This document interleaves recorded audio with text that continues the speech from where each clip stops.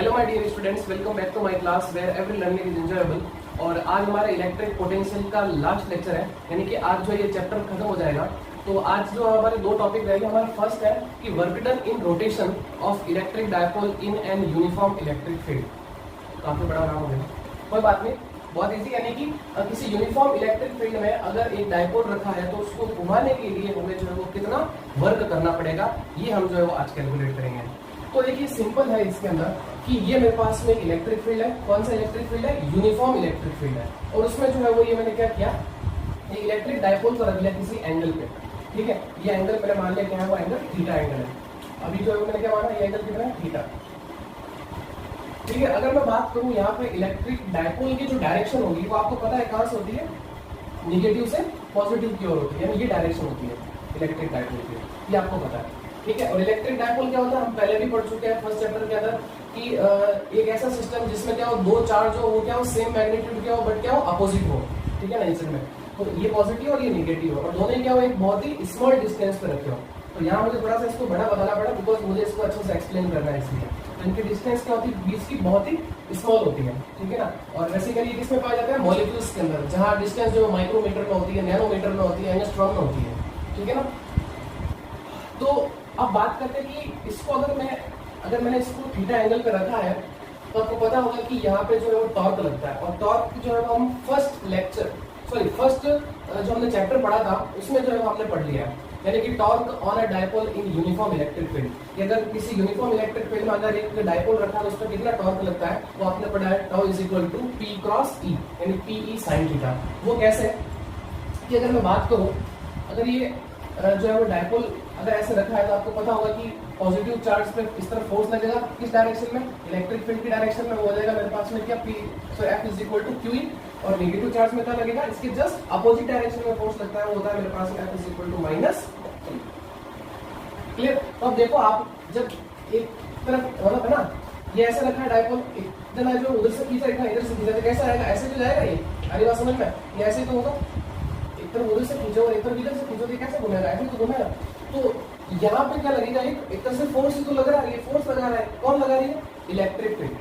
अरे बात समझ में, टॉर्क कौन लगा रही है, इलेक्ट्रिक फील्ड लगा रही है। ये क्या कर रही है, इसको अपनी ही डायरेक्शन में करना चाह रही है। अरे बात समझ में। और इसके बारे में हमने अच्छे से जो है वो फर्स्ट चैप्टर में, इसका सबसे लास्ट लेक्चर में हमने ये पढ़ा था। तो अब बात करते हैं कि इस पर कितना टॉर्क लगेगा। ठीक है ना, सो यहाँ पे बात करूँ तो torque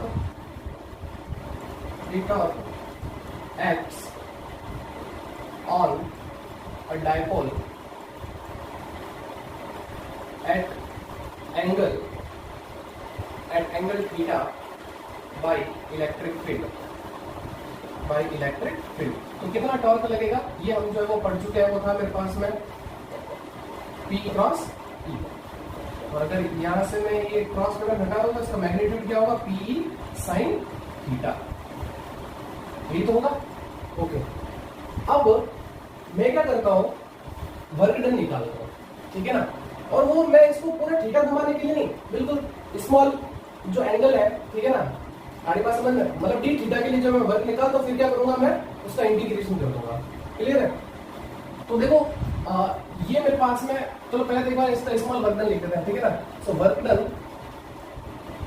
done in rotating work done in rotating the dipole by small angle d theta। तो क्या हो जाएगा, टॉर्क मल्टीप्लाई एंगुलर डिस्प्लेसमेंट। देखो ये टॉर्क और फोर्स में क्या डिफरेंस है बता देता हूं। जब अपन फोर्स यूज करते हैं ना, फोर्स टर्म को जब यूज करते हैं तो हम करते हैं लीनियर मोशन के लिए। यहाँ पर हम क्या कर रहे हैं, इसको रोटेट करवा रहे हैं, तो यहाँ पर कौन सा डिस्प्लेसमेंट होगा, कौन सा होगा, एंगुलर डिस्प्लेसमेंट होगा, बिकॉज एंगल बना रहे हैं ना, इसलिए। So dw is equal to torque, और इसको लिखूंगा मैं क्या, d थीटा। ठीक है, और dw is equal to torque की वैल्यू ये रही मेरे पास में, pe sine theta d theta. ये मेरे पास आ गया small work done.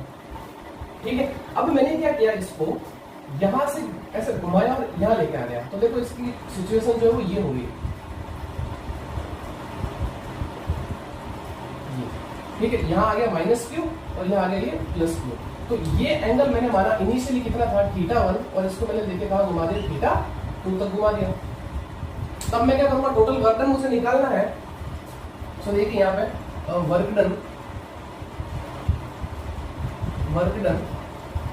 in rotating the dipole from θ1 to θ2। ठीक है, θ1 θ2 तक घुमाने में जो मुझे वर्क करना पड़ा वो कितना करना पड़ा, so W is equal to integration θ1 to θ2 dW।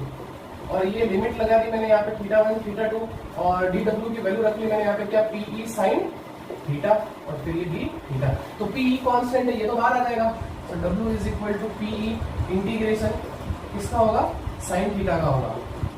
ठीक है, और sin थीटा का इंटीग्रेशन क्या होता है, माइनस कॉस थीटा। तो मैं माइनस को जो बाहर ले लेता हूँ, अंदर रह जाएगा मेरे पास में क्या, कॉस थीटा। और लिमिट लग जाएगी कहां से, θ1 से θ2। क्लियर है, अब लिमिट लगा देते हैं हम। ये हो जाएगा मेरे पास में cos θ2 माइनस cos θ1। इस माइनस को मैं अंदर भेज देता हूं तो मेरे पास में वर्क आ जाएगा PE cos θ1 माइनस cos θ। ये है मेरे पास में वर्क डन। अगर हम किसी डायपोल को θ1 एंगल से θ2 एंगल तक घुमाते हैं तो हमें जो वर्क करना पड़ता है वो ये करना पड़ता है, PE cos θ1 माइनस cos θ2। अब इसमें भी जो है वो कुछ केस बनते हैं, ठीक है ना। केस यही है कि मान लो if θ1 is equal to 0 and θ2 is equal to 90, यानी मैंने इसको कहां से कहां घुमाया, 0 डिग्री पे रखा था, उसको कहां घुमा दिया, 90 डिग्री पे घुमाया। तो देखो मुझे कितना वर्क करना पड़ा।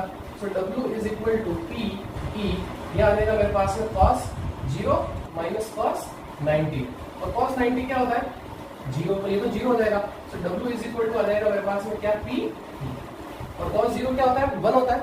इस तरीके से एक और केस ले लेते हैं अपन कि इफ θ1 0 और θ2 को मैंने ले लिया 180, यानी ये ऐसे रखा था, इसको मैंने पूरे घुमा दिया इस तरीके से। तो देखो क्या हो जाएगा मेरे पास में, W is equal to PE cos 0 minus cos 180। So W is equal to PE, और देखो यहाँ से ये 1 वैल्यू होती है cos 0 की, फिर माइनस cos 180 की वैल्यू होती है -1, सो माइनस माइनस हो जाएगा मेरे पास में plus. So W is equal to मेरे पास में निकल के आएगा 2PE। आपको बिल्कुल दिख रहा होगा, यहाँ पे P, यहाँ पे 2P, मतलब यहाँ पर 90 डिग्री तक घुमाने के लिए P वर्क करना पड़ा, और 90 डिग्री घुमाओ कितना हो जाएगा, P हो जाएगा, P प्लस P कितना हो जाएगा, 2P। क्लियर। सो ये थी वर्क डन की कहानी कि जब हम किसी यूनिफॉर्म इलेक्ट्रिक फील्ड में अगर किसी डायपोल को रखते हैं तो उसको रोटेट करने के लिए हमें जो है वो कितना वर्क करना पड़ता है, वो ये। सो फटाफट इसका स्क्रीनशॉट लीजिए, फिर हम बात करते हैं इसकी पोटेंशियल एनर्जी की, जो हमारा लास्ट टॉपिक होगा, और फिर आज की क्लास हमारी खत्म हो जाएगी और चैप्टर भी जो है खत्म हो जाएगा। तो टेक अ स्क्रीनशॉट।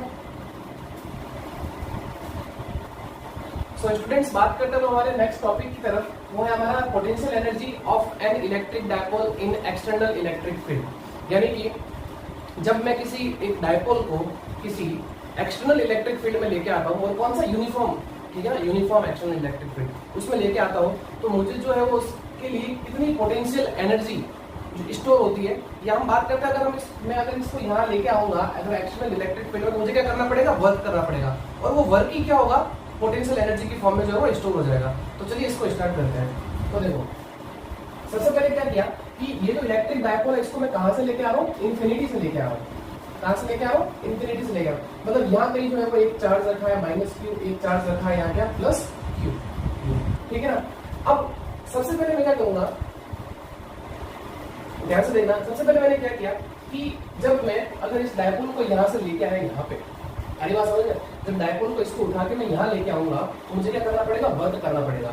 तो ध्यान से देखो, ये मेरे पास में +Q चार्ज है, तो जब कोई चार्ज किसी इलेक्ट्रिक फील्ड में आएगा तो उस पर क्या लगेगा, एक फोर्स लगेगा, वो क्या करेगा, एक फोर्स एक्सपीरियंस करेगा, और वो उसकी डायरेक्शन क्या होगी, पॉजिटिव की, just in the direction of electric field. और नेगेटिव का फोर्स लगेगा कहाँ, जस्ट अपोजिट डायरेक्शन, तो वो हो जाएगा मेरे पास में F is equal to -Q, यही फोर्स लगेगा। अच्छा अब ध्यान देना, अगर मैं बात करूं इस Q चार्ज के लिए, अरे बात समझ में, तो Q चार्ज के लिए तो मुझे कोई वर्क ही नहीं करना पड़ेगा, बोलो क्यों? क्योंकि जो ये मेरे पास में इलेक्ट्रिक फील्ड है, जो ये मेरे पास में इलेक्ट्रिक फील्ड है, उस मतलब वो क्या करता है, इस पे फोर्स लगा रहा है इसी डायरेक्शन में, मतलब इसको तो कोई वर्क करने की जरूरत ही नहीं है ना।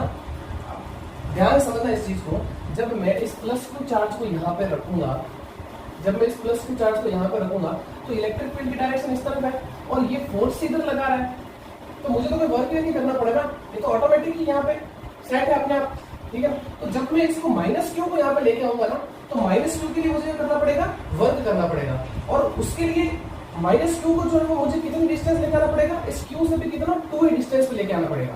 आने बात समझ में?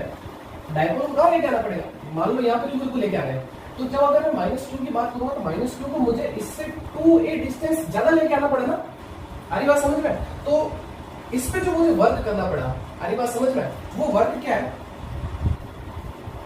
Work done in bringing a charge minus Q. तो देखो वो मेरे पास में क्या हो जाएगा, W is equal to force multiply displacement, ठीक है, फोर्स मल्टीप्लाई डिस्प्लेसमेंट। तो इस तरह से लिख लेते हैं, फोर्स मल्टीप्लाई डिस्प्लेसमेंट। तो देखो इस चार्ज पे फोर्स कितना लग रहा है, माइनस क्यू, ठीक है। डिस्प्लेसमेंट कितना है, 2a, ये मेरे पास है। आपको पता है कि q इंटू 2a क्या होता है, p होता है, so W is equal to minus PE। तो इसको मैं बोलूंगा वर्क W1 बोल दूं, और यही मेरे पास में क्या है, पोटेंशियल एनर्जी हो जाएगी U1। क्लियर है? आगे बात समझ। अब जब मैं इसको यहाँ पे लेके आया, और अगर मैंने क्या किया, इसको अगर रोटेट कर दिया थीटा एंगल से, मान लो ये यहाँ कुछ इस तरीके से, ये माइनस क्यू और ये प्लस क्यू, मैंने इसको क्या किया, रोटेट किया किस एंगल पे, थीटा एंगल पे, ये थीटा एंगल पे मैंने इसको रोटेट कर दिया, तो मुझे इसके लिए वर्क करना पड़ेगा। और वो वर्क का फॉर्मूला जब हम पहले निकाल चुके हैं, अभी जस्ट इससे पहले, कि जब अगर हम किसी इलेक्ट्रिक डायपोल को अगर हम किसी थीटा एंगल पे घुमाते हैं तो मुझे जो कितना वर्क करना पड़ता है, तो वो वर्क मैंने लिख लिया है यहाँ पे। सो वर्क डन, यहाँ लिख सकता हूँ मैं, work done in rotating, work done in rotating the dipole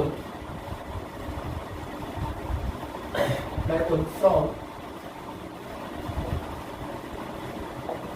initial position to,